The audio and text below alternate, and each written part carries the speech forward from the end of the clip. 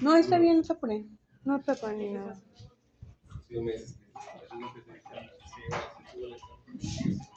¿Qué tal? Buenas tardes, bienvenidas y bienvenidos a Punto y Coma. Yo soy Jesús Guerra, el director del espacio, y nos complace que nos sigan acompañando aquí para lo que ya es el tradicional domingo de ciencias que tenemos cada 15 días, el segundo y el cuarto domingos del mes, con nuestros amigos del proyecto Prometheus, con la intención de divulgar temas de conocimiento científico pues fuera de las aulas, fuera de la academia, en un ambiente un poquito más ameno. Entonces, muchas gracias por acompañarnos hoy. Los estaré dejando en manos de nuestros ponentes y nuestra moderadora del día de hoy es Laura. Muchas gracias.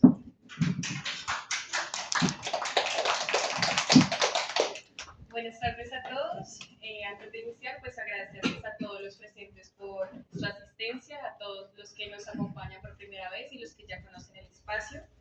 Como decía Jesús, este espacio se llama Diálogos, Ciencia y Sociedad, donde la idea es que todos, inclusive los que no tengamos un bagaje científico, podamos entender un poco más de estos temas. Entonces, para el día de hoy tenemos programada la charla llamada Nanotecnología, la ciencia, la ciencia de lo pequeño y su impacto social. Entonces, le agradecemos a Jesús, a el espacio Punto y Coma por ser el espacio para este tipo de charlas y pues no podemos iniciar sin hablarles un poco sobre los ponentes, que estamos como agradecidos con ustedes porque aquí donde los ven son los tres expertos en su área y nos van a estar como resolviendo dudas. Aquí, justamente a mi izquierda, está el doctor Alberto Gómez. Él es químico farmacéutico biólogo, tiene un doctorado en microbiología aplicada por la Universidad de Barcelona, es miembro del SNI, trabaja en la Facultad de Química de la Universidad Autónoma de Nuevo León y él trabaja desarrollando patentes en biotecnología y nanotecnología. A su lado está el doctor José Rubén Morones. Él es investigador destacado en los campos de nanotecnología y biotecnología. Él tiene un enfoque ya relacionado a aplicaciones médicas y ambientales. Es profesor investigador en la Facultad de Ciencias Químicas de la Universidad Autónoma de Nuevo León. Él fundó el grupo de investigación en nanobiotecnología y ha sido reconocido entre los científicos más citados a nivel mundial y por ende de la universidad. Y su trabajo incluye el desarrollo de materiales sintéticos vivos y nanopartículas para combatir infecciones y mejoras al medio ambiente. Y ya por último, pero no menos importante, está el doctor Claudio Davet Gutiérrez. Él es profesor titular en tiempo completo de la Facultad de Ciencias Físico-Matemáticas de la Universidad Autónoma de Nuevo León. Investiga propiedades de nanomateriales semiconductores y metálicos preparados por técnicas en solución. Él es investigador del SNI del CONACYT y este año compartió junto a su grupo el premio de la universidad en invención. También ha sido reconocido en la propiedad industrial el presente año. Para comentarles un poco, pues nosotros tenemos como unas preguntas base formuladas para empezar a que nos expliquen a todos un poco sobre la nanotecnología, pero pues en cualquier momento que ustedes tengan cualquier duda, es simplemente como alzar la mano y podemos acceder para que esto, como dice el nombre, esto es una charla, es ir y venir, lo que no entiendan o si surge alguna duda adicional. Todas son preguntas válidas, todas son preguntas interesantes. Como les mencionaba, la idea no es que nos pongamos súper técnicos en la charla, sino que realmente salgamos de acá con un poco más de conocimiento sobre pues, la nanotecnología. Entonces, yo les voy a hacer ciertas preguntas a los ponentes y la idea es que cada uno desde su punto de vista no las responda. Y lo que les digo, en cualquier momento que ustedes deseen, pues simplemente es preguntar. Como para hacer más dinámico el ambiente, pues no serán preguntas de más de 3 minutos como para que podamos fluir todos mucho más acorde. Entonces, ¿listos todos para que empecemos? No podemos empezar a hablar de nanotecnología sin saber qué es la nanotecnología, ¿no? Entonces quisiera que nuestros ponentes nos expliquen qué es la nanotecnología y también qué no lo es.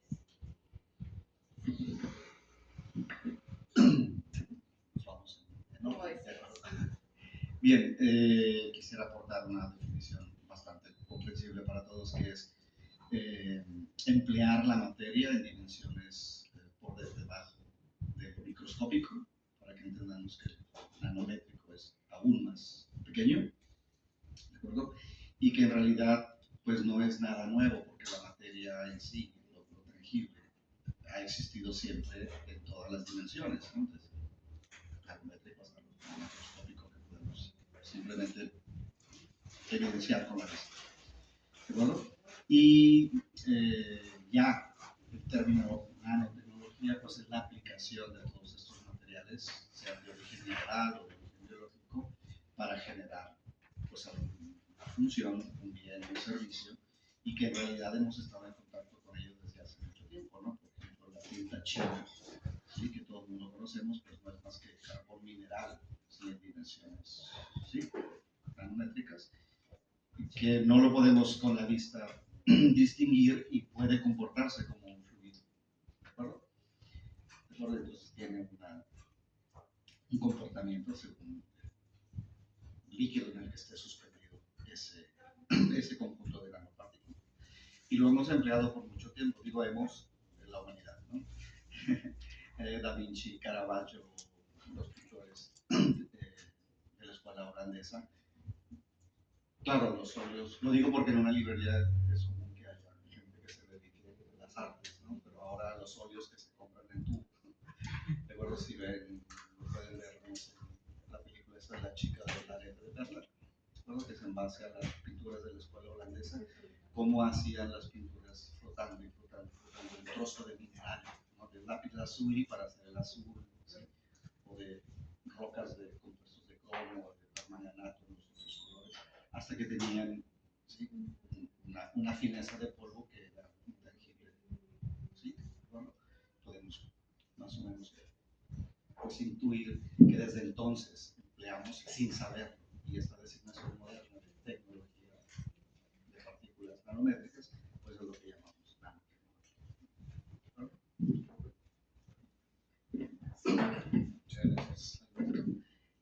Pues sí, como lo menciona el doctor Alberto, la nanotecnología pues es estudiar la materia a muy pequeña escala, usualmente entre a lo que las dimensiones son 10 y 100 nanómetros. Es lo que, por ejemplo, cuando nos preguntó qué no es nanotecnología, pues bueno, no se considera nanotecnología cuando estudias la materia fuera de ese rango. Sí, a lo mejor, no sé, 200, 300 nanómetros, pero más en general es entre 10 y 100 nanómetros. Y algo interesante también es que, por ejemplo, los famosos nanotubos, ¿sí?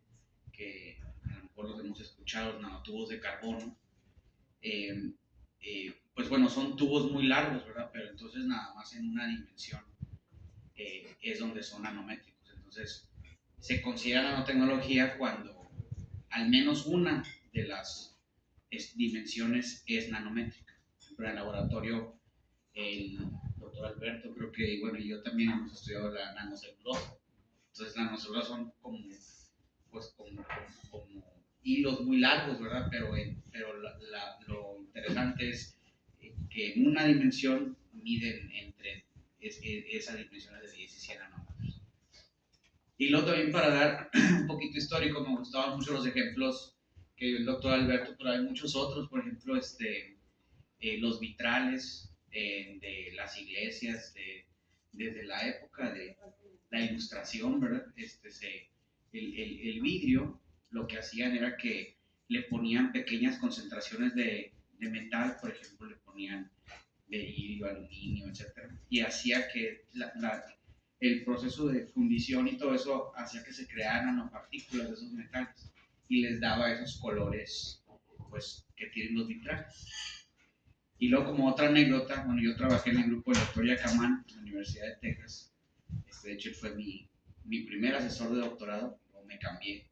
Pero él tiene un artículo muy bonito en la revista Science, en donde descubrieron, de hecho fue la portada de la revista Science, porque hicieron todo un rollo ahí con permisos del Instituto Nacional de Historia, porque fueron a las ruinas mayas y pues tuvieron que agarrar pequeñas muestras del azul maya, que es muy famoso por su color brillante, y encontraron, cuando vieron en el microscopio electrónico, encontraron que se hacían porque tenían nanopartículas de diferentes metales, esa tinta del azul maya con los que pintaban desde los mayas, ¿verdad?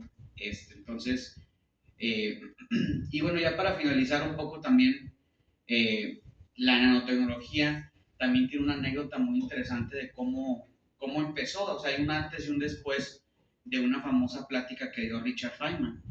Richard Feynman, que era un físico, donde da una plática la plática se llama Hay mucho más en el fondo. Y entonces a lo que se refería era que los humanos estábamos constantemente pues enfocados en el espacio, en cosas más grandes, ¿verdad? En el cosmos, etcétera. Entonces cuando dice, pero es que abajo, o sea, en las escalas más pequeñas, es donde hay mucho más, ¿verdad? Porque están los átomos y obviamente de ahí surge también el comenzar a estudiar la materia en escala nanométrica. Y bueno, hay propiedades nanométricas, los materiales involucran propiedades nanométricas muy interesantes, pero se lo voy a dejar al doctor porque ya no le vamos a dejar nada que decir. Gracias, doctor. Bueno, complementando lo mencionado por los doctores, en la naturaleza pues siempre han estado estos fenómenos presentes. Somos nosotros los seres humanos que hemos cambiado al comprenderlo. Mencionaban algunos ejemplos de nanomateriales, la tinta china, ¿verdad? Lo que nosotros observamos a nuestros ojos, lo que nosotros pesamos, medimos, viene siendo el resultado de una función de pequeñas unidades. El hecho de que tener una tinta que no solo se impregna, sino que también tiene partes que interactúan, se enlazan químicamente a las partes microscópicas de la superficie donde se aplica. Eso es lo que nos hace cambiar, ¿verdad?, la comprensión de la naturaleza. Y en efecto, los nanomateriales tienen ese comportamiento. Han estado todo el tiempo, toda la vida del planeta ahí, pero fue hasta que nosotros empezamos a escudriñar por qué lo que nosotros a la vista vemos como una tinta que puede sobrevivir el paso del tiempo, el cambio del clima durante cientos y cientos de años, como lo hicieron las antiguas civilizaciones, es porque ellos, pues, de alguna manera involuntaria, prepararon un material que refleja una propiedad que nosotros vemos a la vista, pero es resultado de actividad de pequeñas unidades. Y esas unidades, lo que se ha descubierto es que se comportan como si fueran átomos, como si fueran moléculas, como si fueran los radicales químicos que nos enseñan en la secundaria. Cuando nos hablan del cloro, nos hablan del sulfato, nos hablan catión, anión, pues la materia a ese nivel, de esas unidades, se comporta como tal, a pesar de que no son átomos individuales. Y esto entonces, la función del ser humano al comprender la naturaleza y tratar de hacer lo que se conoce como tecnología a la inversa, reproducir ese fenómeno, es que ha traído toda una ola de cambios tecnológicos, descubrimientos, como los que nos acaban de mencionar los profesores, ¿verdad? Entonces, se ha descubierto que esas unidades, esas entidades, en efecto, se ubican en un muy determinado intervalo de tamaños, desde 1 hasta 100 nanómetros. Y cada material tiene su funcionalidad, su propiedad muy característica, aunque hay unos más grandotes que otros, pero todos tienen esa característica.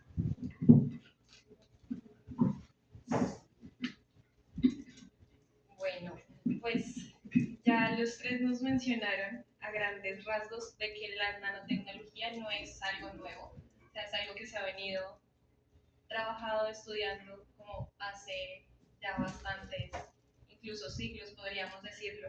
Entonces, yo quisiera saber, bueno, que todos supiéramos, ¿qué promesas ha hecho la nanotecnología como en sus inicios que al momento no ha podido cumplir? Para que ustedes vean como que la nanotecnología se nos vendió como esto y a lo largo de la investigación como que no hemos podido llegar a ese punto.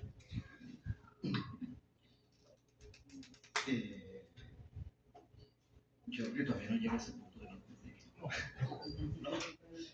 Está en auge pleno, hiperdimensionado a nivel planeta, a nivel global.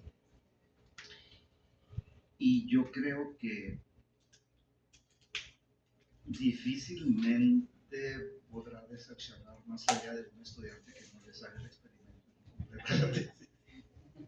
que es nuestro labor ligado a la academia. Pero no se me ocurre ahora nada que pueda representar algo planeado y que no resulte, porque todo lo que está detrás como respaldo de planeación, diseño de experimentos, llega finalmente a una buena conclusión, y esa conclusión pues es el aprovechamiento que tiene la aplicación, ¿de acuerdo? Si acaso habría algo, es en parte al desconocimiento, ¿de acuerdo? Porque realmente está por ahí en todo, en las tintas magnéticas de los tickets, en los celulares, en muchas cosas, incluso no como producción de nanopartículas a nivel de laboratorio, sino las especies migratorias tienen algunas nanopartículas que tienen propiedades magnéticas y les sirven para orientarse en los campos magnéticos de la Tierra, para buscar siempre la misma ruta. En equipos de comunicación sonora, no equipos sino órganos de comunicación sonora entre especies como delfines, marsopas, murciélagos, hay muchos ejemplos. Entonces, creo que todavía está en un terreno bastante explorable, ¿de acuerdo? Tanto a nivel de experimentación, de producción y de observación de la naturaleza, porque pues siempre, perdón, la materia a esos niveles, a esa escala de dimensiones, pues siempre está. ¿Sí? ¿Bueno? Incluso para cosas banales, ¿no? Estos coches que de repente tú lo ves azul y luego te pones un poquito y da otro tono de azul, o el color que tú quieras, creo que en blanco, pero ¿sí? No le puedes poner pintura azul y luego otro encima, que se van a dar boterones de color. Entonces tiene que ser a un nivel de dimensiones muy pequeñas para que genere este efecto pluma a favor real, ¿de acuerdo? Sin que se vea un manchón, ¿de acuerdo? Se aplica en cerámicos, en un montón de cosas que los hemos pisado, los hemos sentado, sí, el maquillaje de las chicas también que llevan pigmentos humectantes y todos a nivel, ¿sí?, micronizados o ahora nanométricos, y por eso creo que le falta mucho para que nos desencante. Bueno, sí, creo que concuerdo con el doctor Alberto, o sea, no es en base al desconocimiento, ¿verdad? No que nos haya decepcionado, pero lo que sí promete la nanotecnología, y creo que es una de las cosas que más nos emociona a los que estamos en el área, y no porque nos haya decepcionado no hemos llegado a ese punto, sino porque pues todo tiene un camino de aprendizaje, ¿sí? Y es el hecho de que, bueno, y en muchas situaciones ya se ha logrado, pero la nanotecnología nos promete poder controlar la materia pues a escala microscópica, ¿sí? O a escala nanoscópica. O sea, hace que nosotros podemos diseñar materiales con las propiedades que nosotros queramos. Porque hay los nanomateriales se pueden sintetizar de dos formas. El que le llaman top-down que es, por ejemplo, si tú tienes no sé, una piedra o una roca, pues la puedes poner en un molino y lo vas desbastando y desbastando y desbastando hasta que empieza a ser la materia más pequeña. Eso es lo que llamas top-down, ¿verdad? Porque pues estás de escala grande a escala pequeña. Y luego está la otra, está la bottom-up que le llaman, en donde a partir de elementos atómicos, ¿sí? Tú puedes empezar a construir la materia como tú quieras. O sea, es como si pusieras átomo por átomo, ¿sí? Un Lego. Como un Lego, exactamente. Eso es lo que nos promete la nanotecnología. Ahora, lo hemos logrado un poco. Hacemos cada vez, por ejemplo, si leemos artículos, vemos síntesis que nos producen nanopartículas todas del mismo tamaño, estables, para hacer las aplicaciones que menciona el doctor Alberto, como cremas, como dispositivos médicos, etcétera, ¿verdad? Pero no hemos llegado a tener un completo control, ¿verdad? Entonces creo que eso es algo que tiene mucha promesa en muchas áreas del conocimiento. Y una de las áreas que nos promete justamente tratar de pues posicionar los átomos como nosotros queremos es la biología. La biología, el incorporar conocimientos de biología a la síntesis de nanomateriales nos permite, nos encontramos que vamos a ser capaces eventualmente de crear ese puente. Y les doy un ejemplo así muy simple antes de terminar esta participación.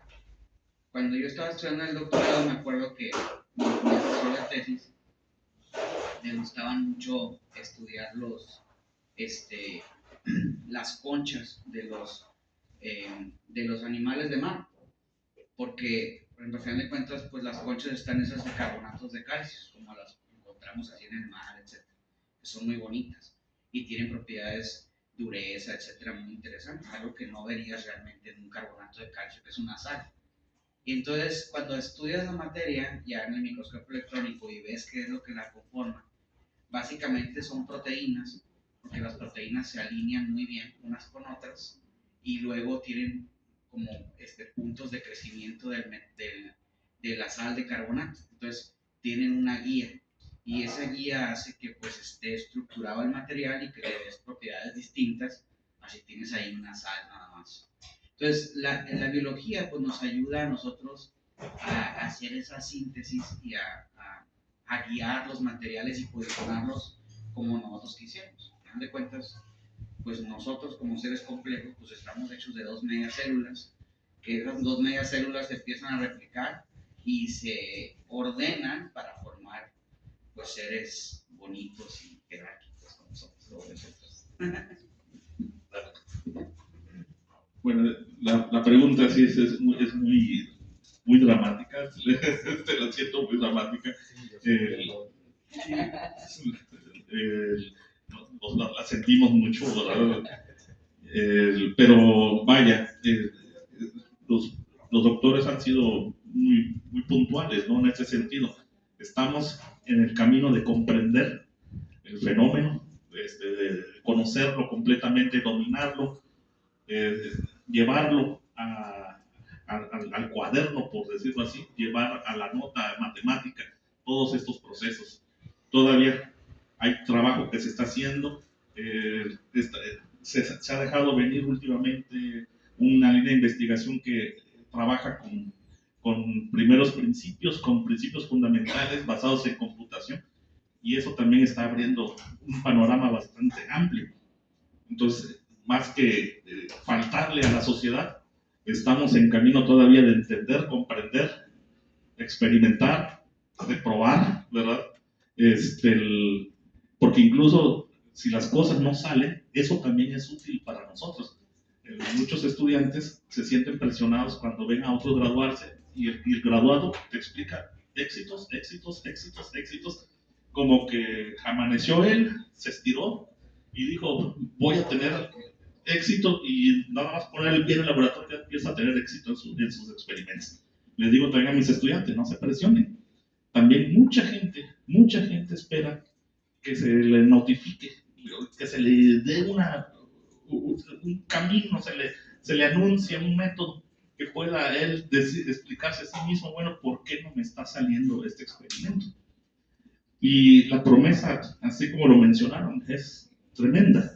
La promesa que ha surgido de la nanotecnología por el hecho de que en este comportamiento de la naturaleza se debe a actividad colaborativa de pequeñas entidades que las podemos manipular, las podemos preparar, las podemos, hay una palabra aquí que usamos mucho, funcionalizar, que quiere decir revestirlas químicamente para poderlas combinar con otros objetos.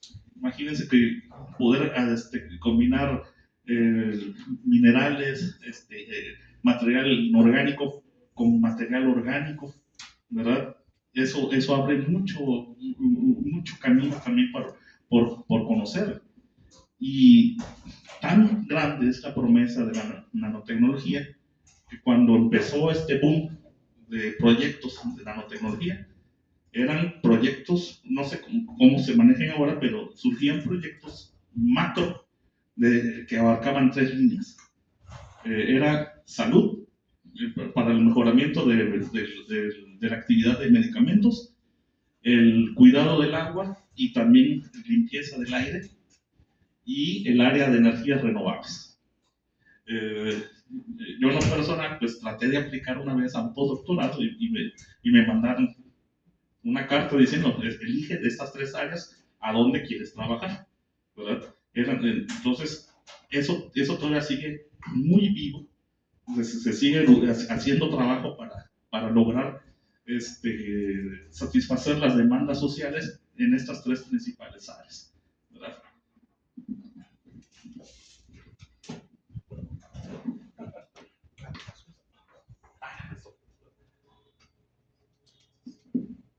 Bueno, pues creo que es muy interesante toda esta parte de que no solamente comprendemos lo que hay, sino que también es una promesa a futuro. Creo que todos hemos visto que la tecnología y más en las últimas décadas han avanzado pasos agigantados y supongo que en esta área de trabajo de investigación también hay muchísimo campo por delante. Pero algo que también es muy interesante con todo el tema de la nanotecnología es que para las personas que no están inmersas en la ciencia, sí tienen un acercamiento hacia la nanotecnología, tanto por los libros de ciencia ficción, por toda la parte como de películas, como de que siempre el tema nano lo venden como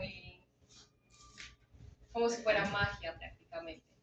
Pero ya en un punto más realista, conforme ustedes han hablado de las proyecciones, ¿qué es lo que suponen o observan que va a ser el siguiente paso en la nanotecnología? Bien.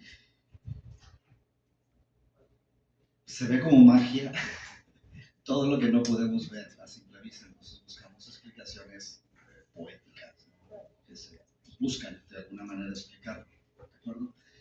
Pero de manera concreta, yo creo que, bueno, en primer lugar, charlas como esta, que rompen lo que se difunde en la película o en el, ¿sí? Documentales de difusión también, de divulgación de ciencia que hay en muchas ahora, redes y canales, y todo esto, lo tratan de una manera bastante fácil de comprender. Y tenemos que comprender algo que no es lo mismo filmar los nubes que cruzan el río, están los cocodrilos, o sea, un fenómeno biológico de la naturaleza, ¿sí?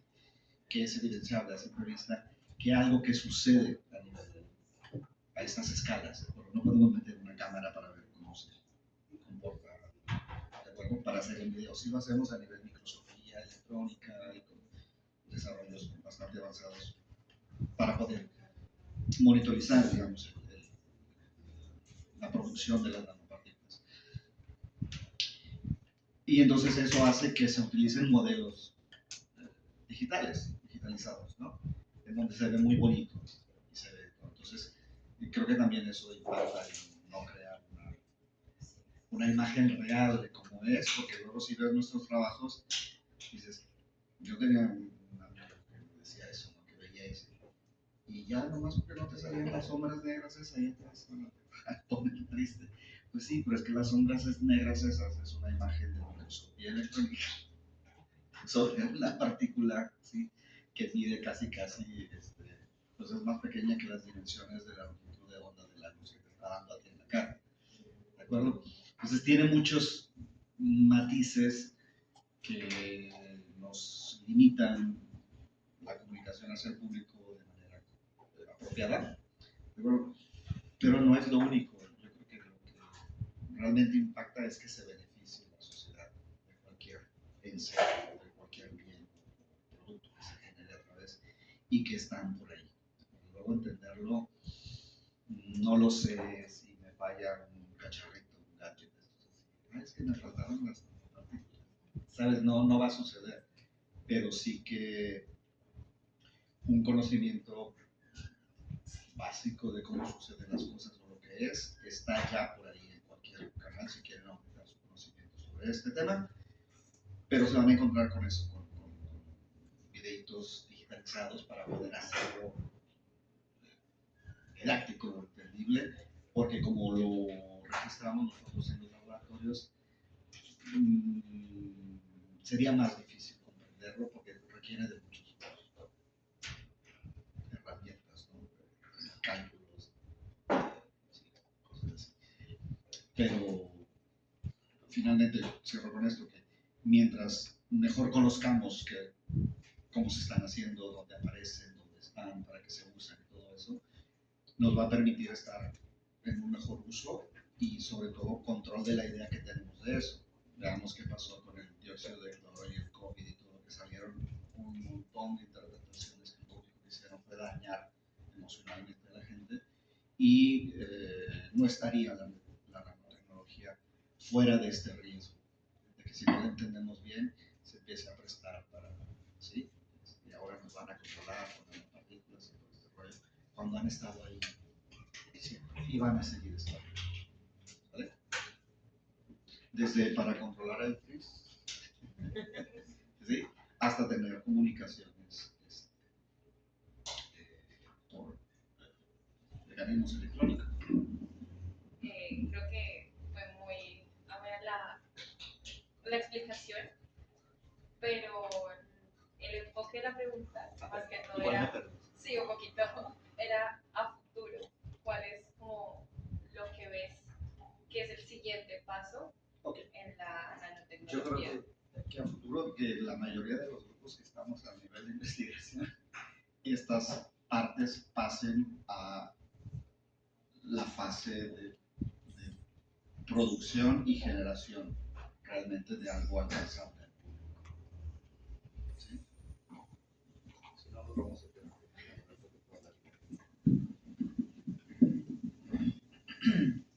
Bueno, primeramente quisiera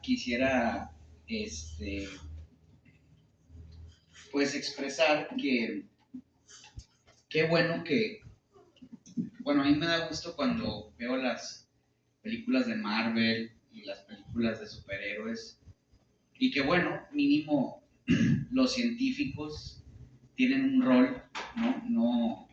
Bueno, casi siempre son los malos, pero bueno, al menos malos inteligentes, ¿no? Y, y bueno, que realmente en las películas toman ese torno mágico, pero bueno, como lo mencionas, realmente al menos le proporcionas a la población en general que no está en el área de la ciencia esas buzzwords, ¿no? Que nanotecnología, biotecnología, inteligencia artificial, etcétera, ¿no? Y que bueno, mínimo les vas generando una película de Hollywood, tiene un poder impresionante, entonces le vas sembrando a la población mínimo a no tenerle miedo a a la ciencia, ¿no? O sea, saber que la gente puede recrear estos mundos, que es lo que hacemos, al final de cuentas, los que hacemos ciencia, pues tratamos de cada vez generar tecnologías más nuevas que eventualmente nos lleven a esa vida que recrean los grandes guionistas, etcétera, ¿verdad? Y tú lo puedes ver desde que se escribió Las Mil y Una Noches, que soñaban con volar en una alfombra mágica. Pues bueno, ahora es algo que hacemos cotidianamente, ¿no? Y pues todo eso fue obra de la ciencia. Entonces me gusta que no se escondan esas palabras y que la ciencia tome un rol protagónico donde dices, esto es lo que necesitamos. Esas personas viviendo en esa película de ciencia ficción lo llegaron utilizando herramientas científicas. Y bueno, ¿qué vemos, qué veo yo en el futuro? Pues, o sea, veo cosas muy interesantes que se van a desarrollar. La inteligencia artificial nos ha, como lo mencionaba ahorita el doctor, ahora con toda la parte de cómputo, y antes de la inteligencia artificial, pues ya lográbamos simular cómo se comportaban los sistemas nanoestructurados, biotecnológicos, etcétera. Pero ahora con la inteligencia artificial y el machine learning, creo que la nanotecnología se va a ver altamente beneficiada para justamente, como lo mencioné en mi segunda intervención, llegar a controlar la materia a escala en la que nosotros podamos diseñar a la carta el material que queramos, para lo que sea. Si es un material que queremos que absorba con alta eficiencia la luz del sol y la transforme en energía eléctrica, si queremos un nanorobot que nos podamos tomar en una cápsula y que nos elimine células cancerosas. O sea, suena mágico y suena a tecnología de ciencia ficción, pero eso es lo que queremos llegar a querer lograr sistemas en donde podamos eliminar contaminantes de la tierra, del suelo, etcétera, ¿sí? Entonces, eso es lo que yo veo de la nanotecnología, aparte con otras disciplinas de forma interdisciplinaria. Y en efecto, ¿no? Lo que visualizamos a futuro pues, es la solución de los problemas sociales más fuertes, ¿verdad? Como las tres áreas que les mencionábamos. Y bueno, se menciona también que la acción de este tipo de material, ¿verdad?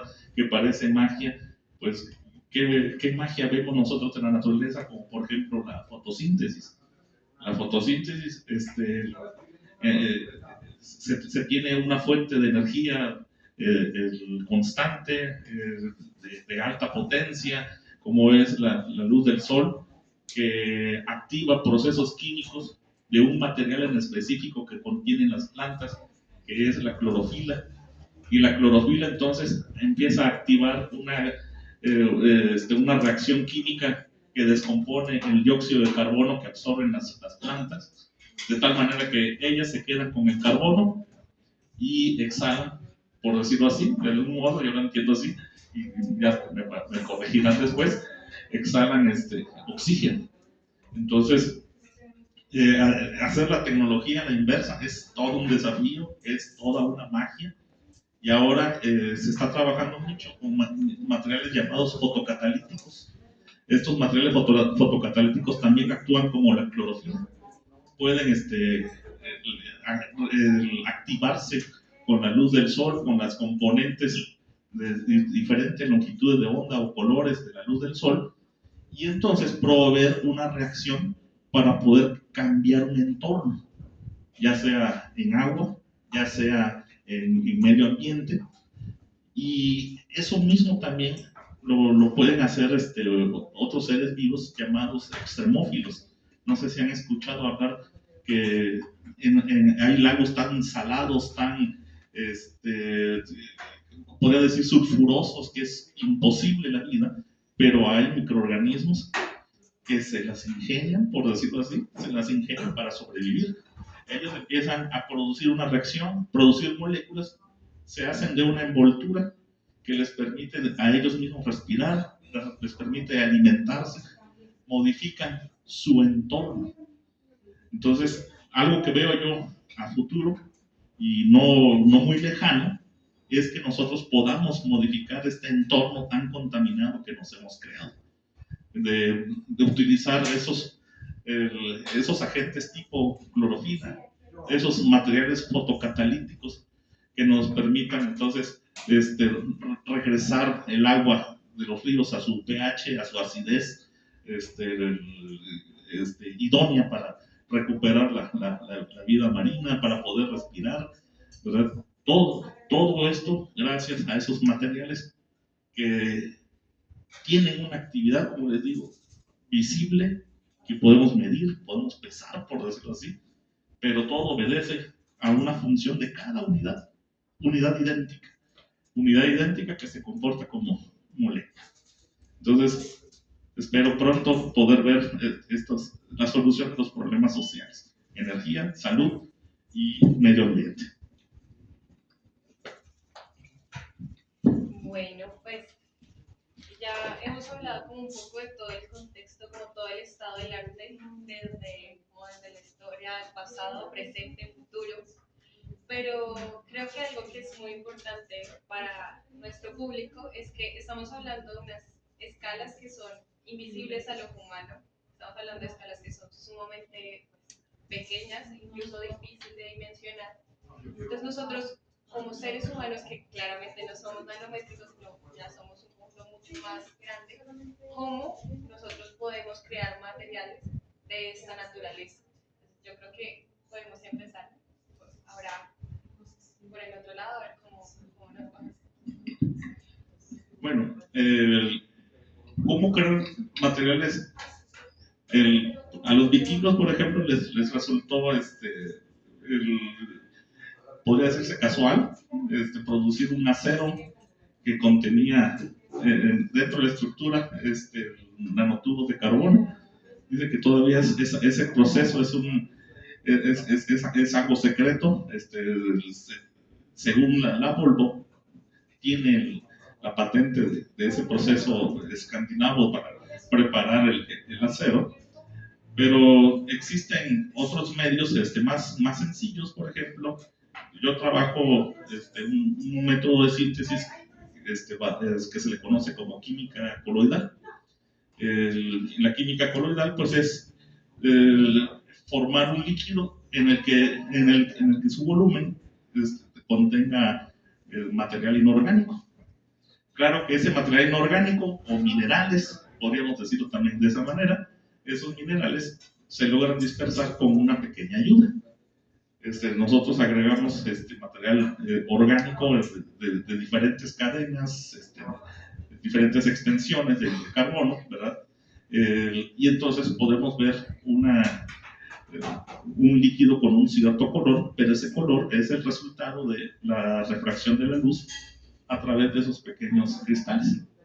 En la vida diaria, nosotros pues que nos preparamos a veces una bebida del Tang, el famoso Tang, el Kool-Aid, ¿verdad? Sin hacer comercial, uno toma cristales, los disuelve en el agua, y tenemos que el de fresa, que es rojo, el de naranja, que es del mismo color, etcétera, etcétera.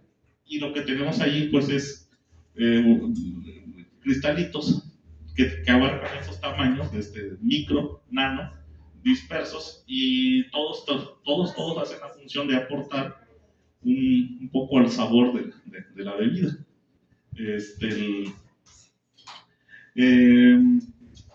Yo siento que es una de las maneras más sencillas de poder preparar nanomateriales, y lo que yo he trabajado, por ejemplo, son materiales semiconductores. ¿Qué quiere decir semiconductor? Que eléctricamente se comporta entre un metal y un plástico, ¿verdad? Y hay semiconductores que hasta hace algún tiempo prepararlos requería un sistema muy sofisticado, altas temperaturas, o de evaporar pedazos de mineral, evaporarlos para poder producir un cubrimiento, porque esa es la tecnología. Así trabaja la tecnología, necesita hacer cubrimientos, y se lograba entonces solo con sistemas muy sofisticados. Pues ahora esa especie de semiconductores desde hace unos 30 años se ha descubierto que se pueden preparar coloidalmente y eso hasta de una manera relativamente simple. ¿Y qué trajo con ello? Pues trajo nuevas propiedades, como por ejemplo luminiscencia. Cada compuesto tiene su espectro bien formado. Hay algunos que son tremendamente buenos para absorber en el infrarrojo, emitir en el infrarrojo, otros en el visible, otros hasta el azul, otros hasta el violeta, en fin. Y entonces ahí hay una manera relativamente simple de ir creando un material para poder formar un dispositivo emisor de luz. Claro que a ustedes yo les recomendaría trabajar con materiales que no sean tóxicos. Está el sulfuro de zinc, por ejemplo, es óxido de zinc, ese pueden trabajar y poder conocer al respecto sus capacidades para emitir luz. ¿Verdad?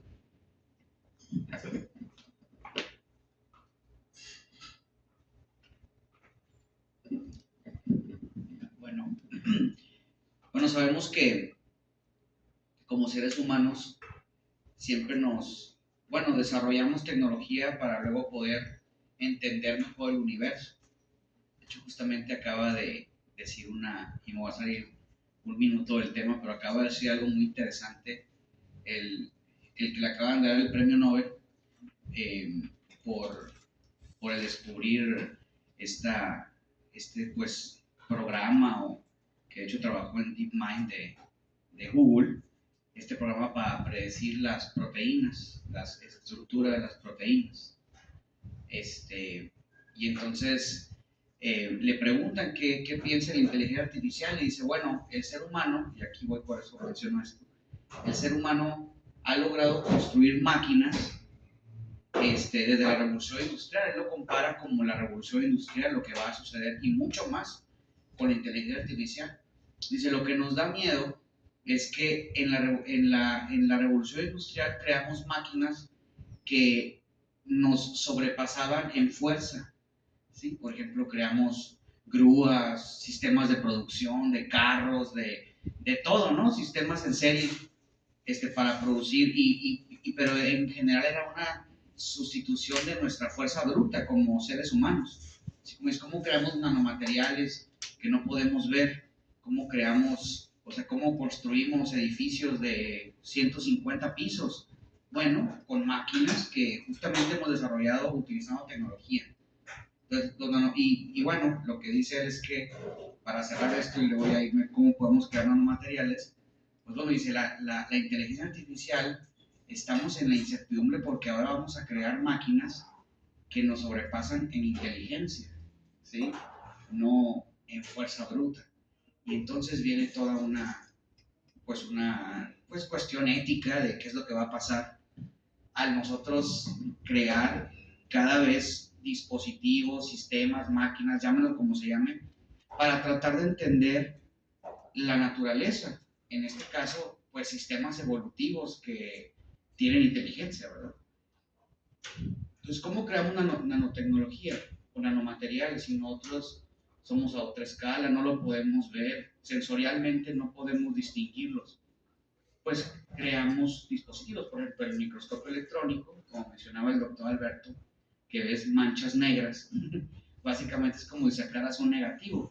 Tú le estás aventando electrones a la materia, entonces cuando el electrón no pasa a la materia, se genera una sombra, y entonces tú realmente no estás viendo la nanopartícula, estás viendo un negativo, entonces nosotros nos ingeniamos para poder ver nanopartículas, aun y cuando nuestro ojo no las puede ver, ¿verdad? Y así pasa con la nanotecnología.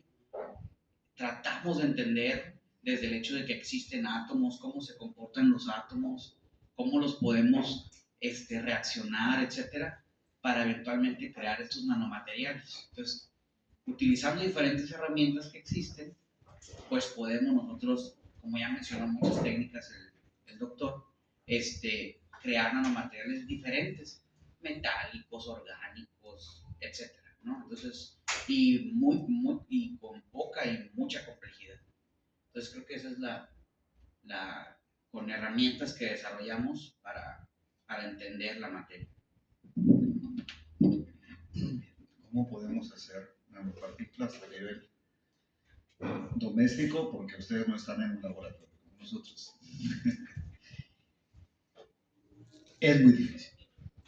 Fácil generarlas puede ser, pero comprobar que tienen esas dimensiones es muy complicado, que es lo que decía ahora el doctor Rubén, con el empleo de técnicas de microscopía, y para estar bien seguros de cómo hacerlo, pues nadie tiene un generador de electrones y un sistema para captar las imágenes en su casa, ¿no? Pero eso no quiere decir que estemos lejos de poderlas, al menos intuir que están presentes. Por ejemplo, la leche café, que es un coloide. Mientras más lo diluimos y más lo diluimos, se va a hacer más transparente, ¿no? Es decir, menos opaco a la luz.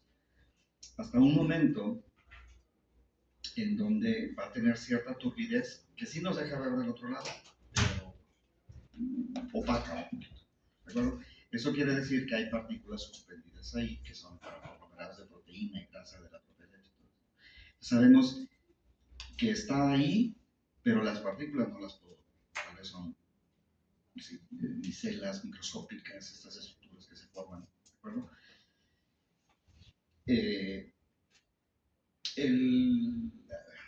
¿Puedo decir marcas? Microdin, esto para desinfectar las verduras, ¿lo conocen? Y si no, conózcanlo porque es muy importante desinfectar las verduras. Eso tiene una suspensión de gelatina muy diluida, y luego plata que tiene una actividad antimicrobiana y por eso desinfecta. Pero si lo sacamos del frasquito, en un vasito de vidrio, vamos a ver que es como que sí translúcido, pero no mucho. Si lo diluimos un poquito, vamos a ver como fantasmitas, ¿no? Que pasan así, hasta que se ponen en un solo color. Cualquier cosa que podamos hacer de esa manera es diluirlo y ver que es un poquito opaco. Entonces, con esos láseres que se usan, que a veces están en los llaveros para divertir a los gatos y eso, ¿de acuerdo? Y tú le haces así, ¿no? Te atraviesa, ¿de acuerdo? Si no hay nanopartículas, si hay partículas grandes, pues las vas a ver con la simple vista, ¿no? Pero si es medio transparente y le haces así con el láser se va a montar sobre las nanopartículas y vas a poder ver la trayectoria. Si es completamente una solución, no va a suceder, ¿sí? Y el láser lo ves aquí, lo ves acá, pero no lo ves en la trayectoria, ¿de acuerdo? Entonces, es una manera fácil de ver si hay. Habría que ir al laboratorio y ver qué dimensiones tienen. Pero por lo pronto vas a estar seguro que tienes algo ahí que es invisible a la vista. Bueno, imperceptible su tamaño a simple vista y que lo puedes ver porque el láser va chocando con esas partículas que no puedes ver y se dibuja su trayectoria. O cambia de color. En algún momento puede cambiar de color por la reflexión, depende del material que sea la partícula. Pero es una manera de comprobar, más o menos intuir que ahí están. ¿Sí? El efecto del faro de niebla. Sí, como la nieve, ¿sabes? Es lo mismo. Tiene razón el doctor. A veces en el húmedo está así, ¿ves? También un rayo de luz. Una mañana que te levantas tarde y hay motitas de polvo por ahí, entra el rayo de luz y lo puedes ver. Ese es el mismo efecto. Solo que las motitas de polvo sí las podemos ver. ¿Sí? Bueno, como que ya yo creo que todos entendimos que el impacto social que puede tener este tipo de materiales en diferentes aspectos, como de nuestra vida cotidiana e incluso del conocimiento que va más allá, es altísimo. Pero creo que también tenemos que ser un poco críticos y quisiera que ustedes, como en base a su experiencia, nos comenten, por ejemplo, qué tipo de contaminantes o qué tipo de efectos adversos podemos presentar, no solamente al momento de hacer una síntesis o como de elaborar estos materiales, sino también cuando los vamos durante el uso o durante ya su desecho, como que qué impactos que no son tan buenos y que muchas veces tal vez como que los dejamos un poquito como escondidos porque nos ayudan probablemente a más cosas buenas que malas, pero que ustedes consideren que es como este efecto que hay que trabajarle, pero que se genera. Como una consecuencia que sea perjudicial. Pues mira, a nivel de nuestro trabajo, como todo está en la pequeña escala, lo que se genera son residuos bastante pequeños. No es un reactor de 10.000 litros que está generando, entonces son pequeños. Muchos de estos subproductos que se utilizan, bueno, que finalmente es un reactivo y se genera como subproducto, muchas veces se puede recuperar, ¿de acuerdo? O reutilizar, ¿sí? Lo que sí es que hay una nueva, no es tan reciente, no es muy nueva ya, es un factor de conciencia ecológica, al menos en la parte de síntesis, que se llama química verde, que, a ver, es inevitable emplear todos estos sistemas, pero sí tener la conciencia de reducir al mínimo las consecuencias de su uso, ¿de acuerdo? Entonces, mucho de lo que se genera pueden ser solventes, para la parte de la síntesis, pero que comparado con otros procesos que son a nivel, o sea, en escalas mucho mayores, los volúmenes son muy pequeños. ¿Sí? No vamos a ver nunca, creo, la producción de nanopartículas con chimeneas, emisión de humos y cascadas de líquidos y todo eso, ¿no? Porque la producción, te digo, es a nivel pequeño y muchos de los productos pues, se pueden reutilizar.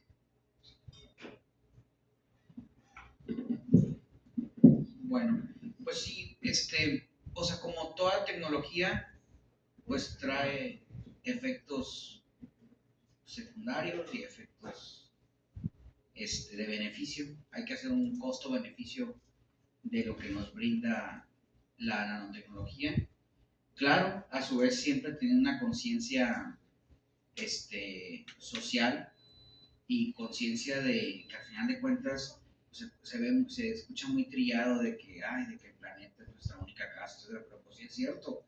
O sea, si estamos produciendo un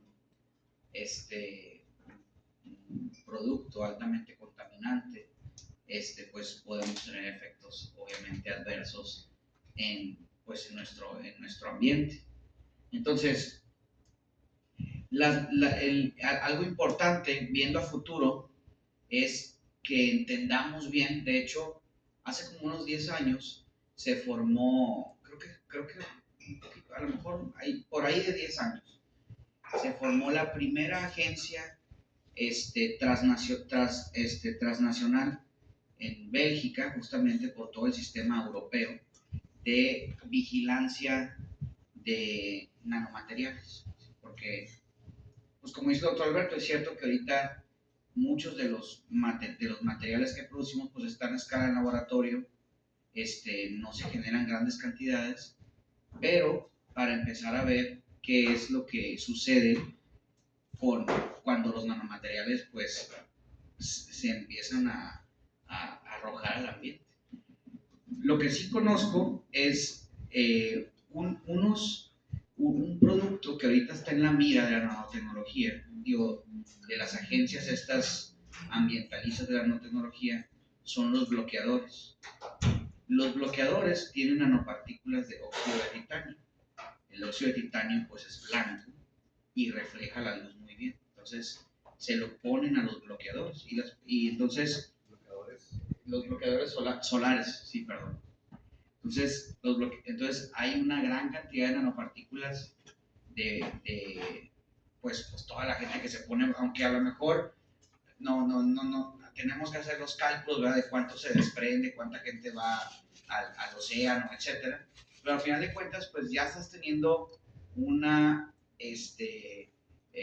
pues una producción de partículas de óxido de titanio que se encuentran ya en lagos, por ejemplo, no sé, cuando vamos a Cancún y eso no te dejan usar bloqueador en los cenotes, porque pues puedes tener un efecto adverso en la fauna que está ahí. Entonces, en general, sí hay que siempre estar conscientes en la síntesis tanto de nanomateriales como de materiales normales, pues bueno, qué es lo que estamos generando y qué impacto va a tener. Por ejemplo, ahorita también está toda la parte de los microplásticos, que eventualmente se van a volver nanoplásticos porque tienen degradación. Entonces, esas nanopartículas de plásticos, ¿qué va a causar? ¿Verdad? ¿Qué impacto va a tener? Ya vamos a tener masivas nanopartículas de plásticos en el medio ambiente. Entonces, ¿qué impacto tiene? Entonces, eso que nos genera otra área del conocimiento, ¿verdad? Que tenemos que vigilar qué es lo que está sucediendo en nuestros alrededores. Sí, en efecto, todo esto implica un compromiso. A nivel laboratorio, pues yo trabajo con metales, por ejemplo, basados en cadmio, telurio. Trabajamos, pero con concentraciones, podríamos decir, ridículamente bajas. Pero también tenemos, aún teniendo esas medidas de concentraciones, tenemos el compromiso de hacerle un tratamiento especial a los residuos. Hacemos convenio con compañías que ellos procesan los residuos, los van a reciclar, y bueno, confiamos, ¿verdad?, de que van a cumplir con su parte también. Pero vaya, muchas veces se buscan alternativas, pero las alternativas todavía hay mucho por conocer en cuanto a la eficiencia que pueden ofrecer. Y luego también viene podríamos decir, otro conflicto, que si usamos materiales naturales, cuando se empieza a producir a nivel industrial, esos productos naturales pues, pueden afectar incluso hasta en hambruna, ¿no? En los años 50, por ejemplo, se descubrió un plástico basado en la soja y tenía mucha resistencia. El profesor que descubrió las propiedades de la soja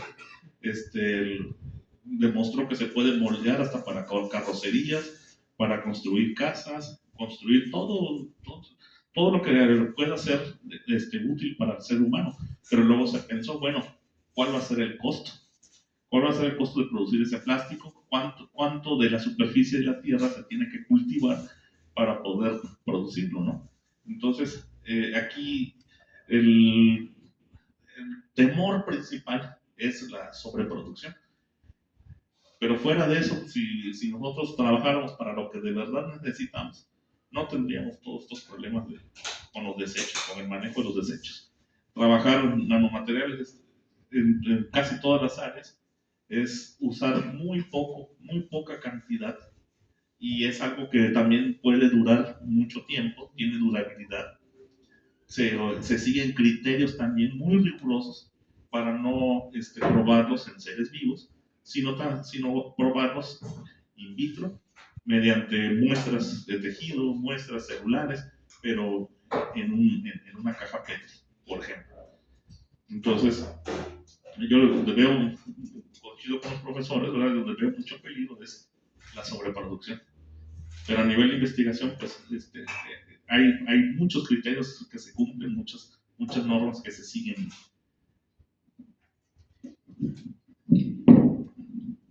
Bueno, muchas gracias.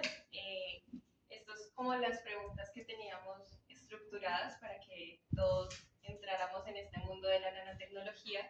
Entonces, quisiera saber si en nuestro público hay alguna pregunta que quisieran hacerle a nuestros expertos. A ver, yo quiero darle un poquito otra dimensión, si me permiten. Así como dijo el Jack, el destripador, vamos por partes. Entonces, primero, es cierto que las nanopartículas siempre han existido desde el inicio del mundo. Bacterias producen nanopartículas, plantas producen nanopartículas al acumular metales pesados, ¿verdad? Así lo hacen, de hecho. Muchos organismos vivos acumulan nanopartículas. También nosotros acumulamos nanopartículas, ¿verdad? Producimos nanopartículas en la piel, producimos nanopartículas en el hígado. Cierto, pero lo que hacemos ahorita es, digamos, cualitativamente muy diferente. ¿Sí? Porque cambiamos el tamaño, la forma, la encapsulación los compositos, o sea, la manera como se organizan las nanopartículas. Las nanopartículas no son vivas, pero no son muertas. O sea, tienen una capacidad de autoorganización, ¿verdad? Si tú agarras un aminoácido y lo preparas en un nanopreparado, ¿verdad? Y luego lo añades a otro aminoácido que no ha sido tratado, vas a ver que empiezan a surgir cambios biológicos observables, ¿verdad? Ahora, no estamos tan lejos de que las nanopartículas tengan algún impacto negativo. Por ejemplo, ahorita salió hace 3 meses salió un estudio en Corea Sur que descubrieron una gran cantidad de nanopartículas en las vacunas anti-COVID, publicado por Nature y todo bien, ¿verdad? Controlado en una muestra de los vacunados sanos. Y comprobaron que empezaron cambios negativos en cuanto a la coagulación, en cuanto al sistema inmunológico, ¿sí? Entonces, ahora vamos a ir más para adentro. Podemos hacer nanopartículas de lo que sea, ¿verdad? Como dijo el doctor, pues, de soya o de bacterias, o podemos hacer nanopartículas de nucleótidos, o de RNA o DNA. Entonces, ¿qué pasa cuando preparamos una nanopartícula de DNA? Entonces se empieza a ver un problema, digamos, ético, podríamos decirlo, ¿verdad? Porque ya se ha observado que este tipo de nanopartículas, incluso la que dijo que es tan inocua, el óxido de zinc o zinc a partir de coloide y hacer nanopartículas, puede tener implicaciones sobre el funcionamiento del cerebro, porque atraviesa la barrera hematocefálica, que es una barrera que tenemos todos, que, digamos, envuelve el cerebro y no permite que ciertas partículas pasen adentro del cerebro. Entonces, ¿qué pasará cuando las nanopartículas, del origen que sea, biológico o de metales o de lo que sea, ¿verdad? Atraviesan esta barrera y empiezan a interactuar con nuestro cerebro? ¿Sí? ¿Qué pasará? ¿Cómo vamos a controlar que nosotros, por ejemplo, dirigimos las nanopartículas a una parte del biosistema, ¿verdad? Pero el biosistema lo distribuye a su manera, ¿verdad? Pues es un olor, puede ser un organismo, no es vivo, ¿verdad? Pero tiene sus mecanismos que todavía desconocemos. ¿Sí? Entonces aquí se presenta un problema ético, así como se presentó cuando se inventaba la bomba atómica, ¿verdad? Todos trabajaron para que se hiciera la primera bomba porque pensaban que el primero que lo descubra, que va a controlar el mundo. Y resulta que no, porque ya hay por lo menos 10 o 12 que tienen bombas atómicas y que los elaboran y que estarían probablemente dispuestos a apretar el botón. ¿Sí? Entonces, la nanotecnología no deben pecar de positivistas, ¿me entiendes? O sea, está bien, no sé, decir que la nanotecnología no es el diablo como se presenta, ¿de acuerdo? ¿Verdad? Pero tampoco no puedes decir que lo único que nos falta es conocer todo, porque el principio de cualquier ciencia es falibilidad. Es decir, una ciencia que se declara infalible se convierte en una religión o una ideología y deja de ser ciencia. ¿De acuerdo? Bueno, ¿alguno de nuestros expertos quiere hablar algo sobre el tema? Es simplemente para ampliarlo un poquito, para jugarle al abogado del diablo, pues, ¿no? Sí, yo creo que es imposible que seamos completamente positivos porque nuestro trabajo se basa en avanzar en el conocimiento, transmitir el conocimiento, la formación académica de un estudiante desde licenciatura hasta un posgrado. Y finalmente el trabajo está evaluado en base al logro de alcanzar objetivos de un planteamiento científico. ¿De acuerdo? Entonces, si uno lo logra, finalmente es lo que ve aquí, ¿no? Tú eres Radko, es lo que ves, por eso. ¿Sí? no es que digamos, no es que estemos en el plan de la nanotecnología va a salvar al mundo, porque en realidad, finalmente, hagamos lo que hagamos, preferencias, cualquiera que tengamos, ¿sí? La transformación de la materia en base del tiempo, incluso la transformación de la materia ha generado la vida. Entonces ¿de acuerdo? ¿Qué de esto es positivo y qué de esto es negativo? Pues está en base a mi planteamiento, como lo quiero lograr o no lo quiero lograr. ¿De acuerdo? Se acaba la vida, pues si no es la mía no me duele y no lo considero negativo. ¿De Pero el acuerdo? día que salgas de tu laboratorio y nace tu hijo con un defecto genético, ¿sí?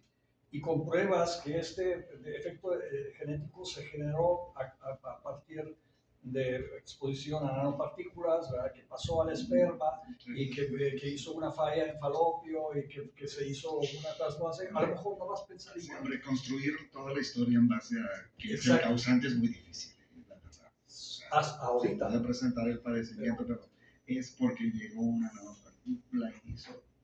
No es una, ¿verdad? Es exposición crónica, Sí, digamos. sí, sí. Pero yo creo que de los postulados de la ciencia en cuanto a generar tecnologías en base a desarrollos que nacen en el laboratorio, creo que es una de las que mucho mejor ha planteado resolver un problema que generó incluso otros problemas. Yo trabajo con nanopartículas para distribuir, que tienen propiedades magnéticas para distribuir mejor fármacos antineoplásicos, ¿de acuerdo? Entonces, es prácticamente imposible que yo pueda determinar qué es lo que generó esa mutación en las células para que se conviertan en una neoplasia, ¿de acuerdo?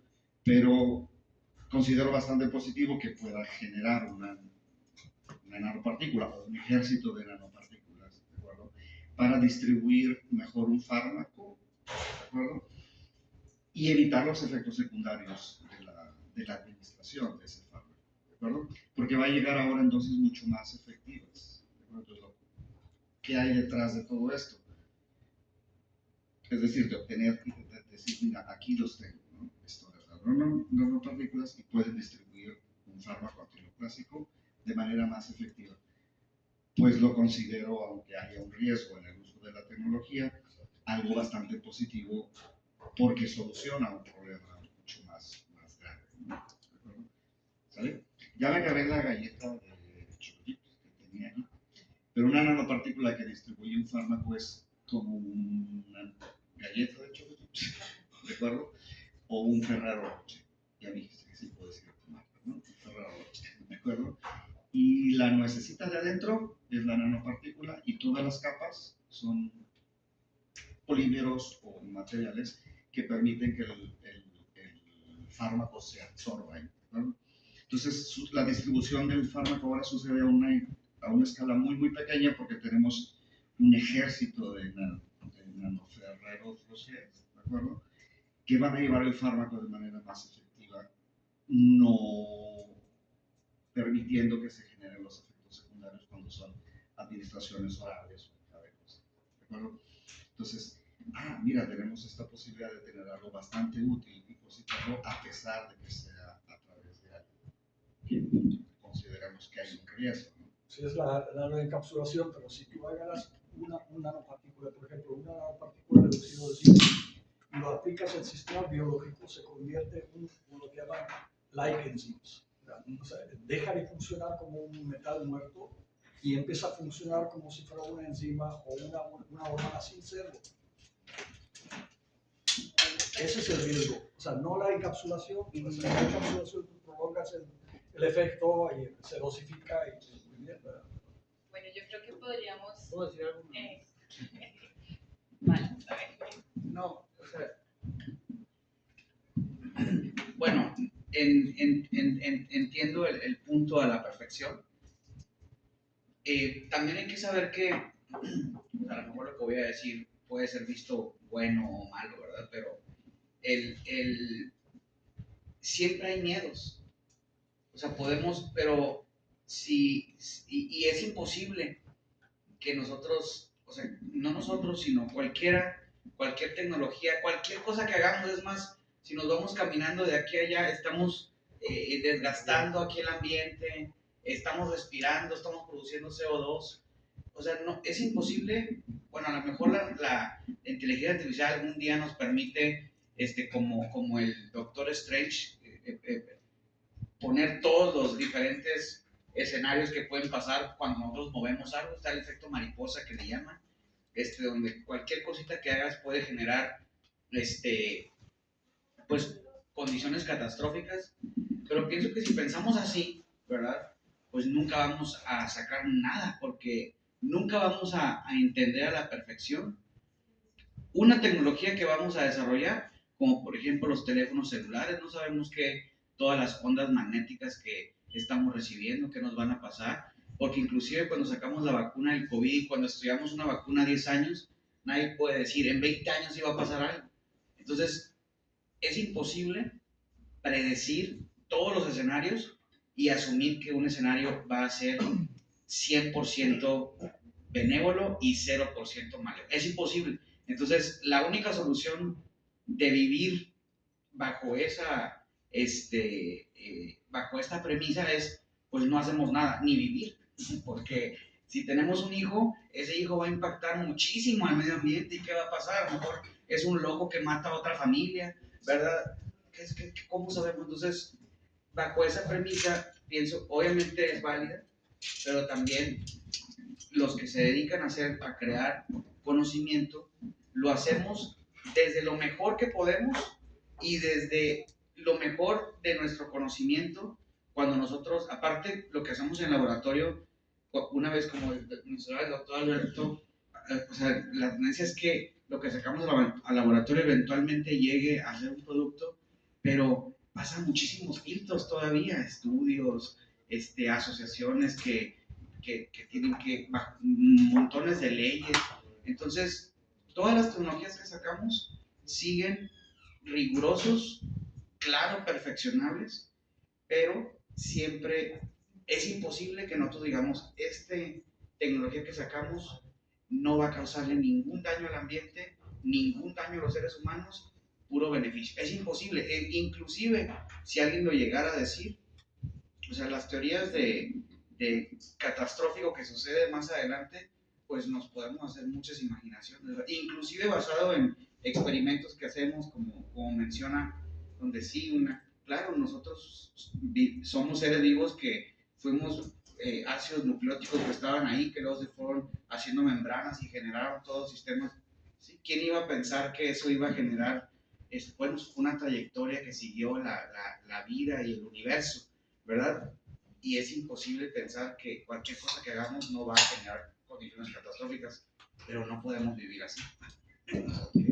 No, y ya como pues opinión más personal, ¿no? Yo creo que si nos centramos en cada proyecto de investigación a debatir tanto los pros como los contras, podríamos durar horas hablando y debatiendo y decir sí, no, por qué. Y creo que eso es el ejercicio científico como tal, que cada uno de nosotros desde su investigación pues trabaja, ¿no? Creo que ya pues hemos visto que hay como pros, contras y demás, pero no sin antes decir que detrás de incluso las consecuencias que nosotros como consumidores, como personas del diario común observamos, inclusive son productos de un montón de investigación y de trabajo detrás, que por ejemplo decimos, es que, no sé, tal producto me causó este efecto secundario, porque no lo averiguaron antes, no lo investigaron antes, pero realmente detrás de todo lo que nosotros tenemos en la cotidianidad hay un montón de investigación y hay un montón de esfuerzos que se hicieron para que esto no llegara a suceder, pero aún así sucede. Entonces creo que más allá de abrir el debate hacia lo catastrófico o también lo extremo, lo súper bueno, es comprender, y creo que este espacio es muy óptimo para eso, que hay algo más que lo tenemos en nuestra cotidianidad y que se estudia y se está trabajando para llegar incluso a mejores calidad de vida, resultados y demás. O sea, como que creo que es una idea que sería buena que nos lleváramos todos el día de hoy, y es que esto existe, se está estudiando y hay un montón de ciencia y de trabajo detrás, que no es perfecta, claramente, pero que sí es algo en lo que yo creo que todos le trabajamos a diario. Entonces, no sé, más allá de esto, si también nuestro público tenga alguna pregunta, más allá de como un poquito de controversia además, sino de qué dudas les quedaron. Como yo les mencionaba al inicio, la idea era que no, a veces cuando incluso creo que es un punto interesante en la ciencia, en la divulgación, es que uno empieza a hablar y asume que todos los conceptos que uno dice son claros y son súper sencillos de entender, pero no sé si de pronto entre nuestro público hayan incluso cualquier palabra, concepto, algo que no les haya quedado del todo claro, o alguna duda, alguna idea. A mí me gustaría escuchar, bueno, nosotros que estamos más cercanos al doctor Morones sabemos un poco de su trabajo de investigación, y me gustaría preguntar pues, a todos los ponentes qué avances han encontrado. Porque en un punto de la plática empezaron a hablar del futuro, pero sentí que nunca hablaron del presente, o sea, qué se está haciendo ahorita, qué han encontrado, en qué están trabajando. Mencionaron lo de salud, energías y ¿qué otro? Y tratamiento. Me gustaría como que escuchar a cada uno y sus, o sea, hallazgos. Y yo de manera general pues trabajo con nanopartículas con propiedades magnéticas que funcionan, como les mencionaba ahora, integradas con algún otro material que permita anclar un fármaco. Y entonces el propósito es un mejor sistema de liberación de fármacos de manera localizada, porque estas nanopartículas pueden ser guiadas con campos magnéticos. Hemos hablado de dos tipos de síntesis, tal como uno de los sistemas que mencionaba el doctor Rubén, que es de solución, generarlas por cristalización, es decir, que la nanopartícula vaya creciendo y luego detenemos el proceso. Y otra, que es la más novedosa, es de unas bacterias que pudimos encontrar en las aguas de 4 Ciénegas, que está siendo una fuente de comunidades microbianas para nuevas taxonomías, o sea, dándolas a conocer, que se llaman las bacterias magnetotácticas. Entonces, estas bacterias son capaces de cristalizar en su interior nanopartículas de hierro con propiedades, o sea, de óxido de hierro, con propiedades magnéticas, y que resuelven un problema de la otra forma de la obtención, que es la homogeneidad en el tamaño de partículas. ¿Sí? A lo mejor para algunos procesos no es tan importante, pero en farmacología sí, porque esperarías que cada nanopartícula genere la liberación del fármaco de la misma forma efectiva que la de al lado y que la de al lado. Y estas bacterias tienen esa capacidad, que se cristalizan de la misma forma, mismo tamaño, y se pueden pues, cultivar en el laboratorio. Son de origen natural, están ahí. El problema es que son muy caprichosas. ¿Sí? Se guían en los campos magnéticos de la Tierra para buscar nutrientes y oxígeno en el agua, pero no siempre producen las nanopartículas. Es decir, ahora las necesitan, ahora no. Entonces, recrear las condiciones de la naturaleza en un espacio de cultivo en el laboratorio es muy difícil. ¿No? Logramos producir algunas y pues están ahí esperando que prosigan. Y luego hemos probado pues esto, la liberación de fármacos, lo cual han generado pues, algunos trabajos, publicaciones, lo típico de los productos que se generan en un posgrado académico y algunas patentes. Están ahí para continuación.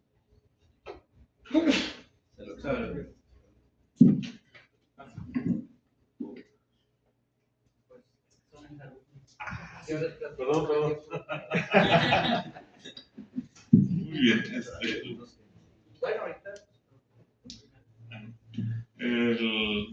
Yo trabajo en el Laboratorio de Nanociencias y Nanotecnología de la Facultad de Ciencias Físico-Matemáticas.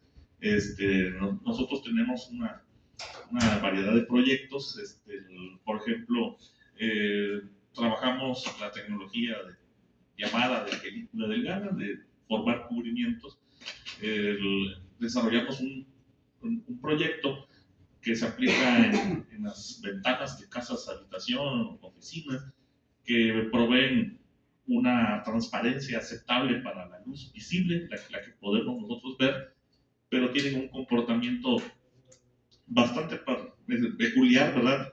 De reflejar como si fueran un espejo lo que es la radiación calórica. La radiación calórica pues es también ondas electromagnéticas, es también luz, pero no la podemos ver, pero sí la podemos sentir como calor, ¿verdad? Entonces, recientemente se ha descubierto que metales con superficies especulares, o sea que se ven como espejos, rebotan perfectamente la radiación infrarroja, reflejan el calor, pero claro que un espejo es totalmente opaco, ¿cómo lo voy a usar en una ventana, ¿no? Y entonces, trabajando el material como cubrimiento, pero con espesores ultra delgados, del orden de unos cuantos nanómetros, ese metal deja pasar parte de la luz visible con cierta opacidad, pero regresa, dispersa la radiación infrarroja. ¿Qué hacemos para corregir la opacidad? Aplicamos las llamadas capas antirreflejantes. ¿Qué quiere decir? Son capas que hacen más transparente a una superficie, hacen que rebote menos la luz y en sus longitudes de onda útiles, como es lo visible, y entonces logramos una transparencia del orden del 85% comparándolo con el aire. El aire es el material 100% transparente y utilizamos al principio plata, la plata ultra delgada del orden de 8 a 13 nanómetros, o sea, de 1000 millonésimas partes de un metro. La plata refleja perfectamente el infrarrojo y con la ayuda de capas antirreflejantes basadas en óxidos metálicos logramos entonces estabilizar esa transparencia en el visible, de tal manera que podamos formar una ventana que solo permite el paso de la radiación fría, solo claridad, no calor. ¿Y eso por qué? ¿Por qué nos metimos en ese asunto?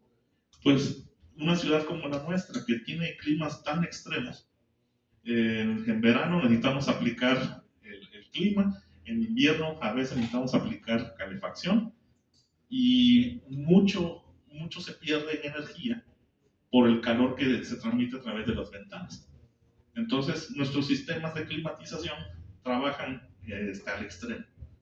Si tienes una habitación lo suficientemente aislada y la climatizas, el sistema va a trabajar con lo mínimo. Pero si tienes ingreso de calor a través de las ventanas, pues hasta un 60% de la radiación calórica que entra a una habitación es a través de las ventanas. ¿Y qué pasa con tu sistema que lo tienes programado para mantener una habitación fresca? Pues empieza a trabajar extra. Un 40% de la electricidad diaria que requiere una ciudad como Monterrey tan solo se va en climatización. Entonces, el objetivo a nivel mundial es bajarlo de ese 40% a un 20%, ya debe estar por estas épocas al 20%, y en los siguientes 20 años reducirlo a la mitad. Esa es una parte que trabajamos. Somos un equipo, se podría decir, multidisciplinario, y nos obligamos a aprender lo que hace el otro profesor y participar de ello. Y yo me formé trabajando síntesis química, trabajando los llamados puntos cuánticos, que es material semiconductor coloidal. Y bueno, estamos también en esa parte de los puntos cuánticos, estamos trabajando un proyecto con la Universidad de La Habana para poder llegar a un sistema de detección temprana del cáncer, porque el cáncer, cuando se detecta, ya tiene un cierto avance. El cáncer se basa en detectar pequeños cúmulos de células que se están clonando, ¿verdad? Y cuando se detectan en el orden de micras, en el orden de milímetros, pues eso significa que ya hay un avance. ¿Por qué no buscar estos materiales como los puntos cuánticos, material semiconductor, luminiscente, ¿verdad? Que se puede preparar relativamente fácil, digo relativamente porque luego manipularlos es todo el show a lo que nos dedicamos, que podamos manipular esas partículas luminiscentes que tienen tamaños de entre 2 y 4 nanómetros y poderlos insertar en algún tejido, pero visto in vitro. No nos vamos a atrever a meterlo al organismo, pero sí in vitro y sacar de ahí algún criterio que nos pueda decir tiene cierto inicio, tiene cierto avance para esos sistemas de detección. Eso gustó mucho a un profesor cubano que nos apoya en el laboratorio y los proyectos de salud pues, son prioridad en Cuba, ¿no? Y así también trabajo materiales termoeléctricos. Los materiales termoeléctricos son muy buenos absorbedores de radiación calórica y la convierten en electricidad. No van a resolver el problema de la energía, sí, pero al menos poder recuperar un poquito de la energía que se pierde en procesos residuales. El calentamiento de la laptop, por ejemplo, el calentamiento del celular, poder tener ahí una forma de recuperar esa energía perdida con esos dispositivos. Ese es en parte lo que trabajamos en el laboratorio.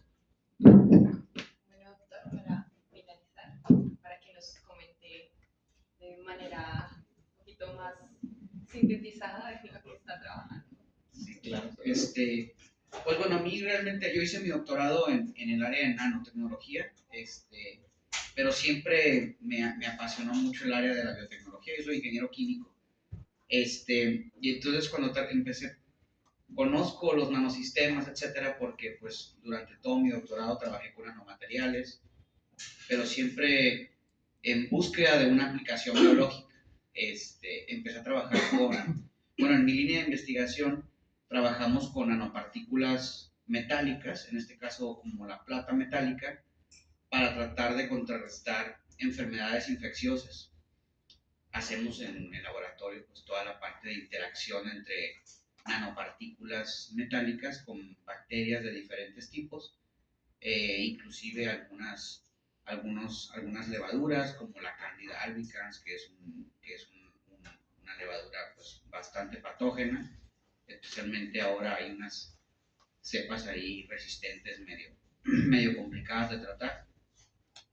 Pero la otra parte que empecé a desarrollar, ya que ahora soy un profesor investigador que tengo mis propios alumnos, con diferentes, la línea que más me gusta ahorita es cómo interactúan los sistemas biológicos con nanomateriales. ¿Cómo podemos usar los nanomateriales para tratar de manipular sistemas biológicos? Se escucha así muy intenso, pero al final de cuentas trabajo con muchos ingenieros genéticos, con muchos licenciados en biotecnología genómica. Entonces hacemos pequeñas cosas como por ejemplo una bacteria o una microalga que produce lípidos para el sector energético, por ejemplo. Entonces, ¿cómo podemos nosotros hacer sistemas nanoestructurados para controlar la expresión génica y entonces en un sistema de producción, por ejemplo, que esa alga acumule lípidos para después producir biocombustibles, ¿sí? O cómo le hacemos, por ejemplo, para generar un fármaco vivo, ¿verdad? Como cuando nos tomamos un Yakult o un yogurt, son bacterias que son probióticas, nos ayudan a tener una buena digestión, etcétera, o inclusive en todo el cuerpo tenemos bacterias buenas. Entonces, ¿cómo le hacemos para esas bacterias buenas a lo mejor convertirlas en un fármaco, como un sensor, por ejemplo, un sensor de temperatura, y lo que te empieza a producir una molécula que te cure alguna infección, ¿verdad? Te tomas esa bacteria, con temperatura se activa este gen que produce un antibiótico y curas a la infección, luego ya no tienes temperatura, ese gen se apaga y ya tienes tu probiótico ahí. Ese tipo de cosas queremos hacer nosotros y hemos logrado a escala laboratorio todavía. En general tratar de usar nanocosas con biocosas y juntarlas para contrarrestar algunas problemáticas de salud en el área energética. También hemos hecho biosensores, entonces un biosensor, una bacteria que sensa algún químico tóxico y luego que pues los tratamos de programar para que pueda no solamente sensar, sino que actuar y eliminar el contaminante, ¿verdad? Ese tipo de tecnologías desarrollamos en la web. Bueno, muchas gracias. De parte de Prometheus, de Punto y Coma, de su servidora, les agradezco a ustedes como expertos por darnos como esta mirada hacia la nanotecnología. Creo que es muy importante esos espacios de difusión, un poco del conocimiento. También les agradezco a todos los presentes pues, por su interés, por seguir apoyando este tipo de espacios que pues, nos acercan a todos un poquito a la ciencia. Muchas gracias.